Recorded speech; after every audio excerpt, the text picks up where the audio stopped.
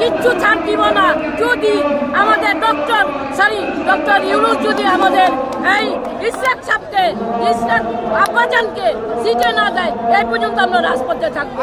দেখি কে কি করে। আমরা জনগণ, তাকে আমরা সিটে বসাবো। ডক্টর ইউনূস সাহেব, আপনি একটু খেয়াল করে রাখেন, কারণ আমরা ছাড় দিব না, দিব না, দিব না, দিব না।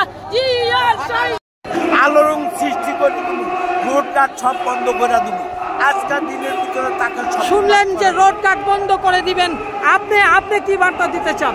আমি এখন চাচ্ছি যে বাংলাদেশের জনগণ, যত জনগণ আছে, এখন ঢাকা সিটি মেয়র, সে হলো জনগণের প্রাণপ্রিয় একজন ব্যক্তি। তাকে সে অনেক নির্যাতিত হয়েছে, অনেক অপদস্থ হয়েছে, অনেক রক্তাক্ত হয়েছে। তাকে তারা আওয়ামী লীগের মানুষ তাকে শেষ করে দিচ্ছে।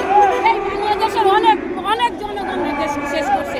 সেই ক্ষেত্রে আমরা চাচ্ছি এখন শান্তিপ্রিয় একটা মানুষ, সেই মানুষটা হইল সেই সাদেক হোসেন খোকা, তারই সন্তান ইসরাক। তাকে আমরা চাচ্ছি এখন তাকে কোর্ট রায় দিয়েছে।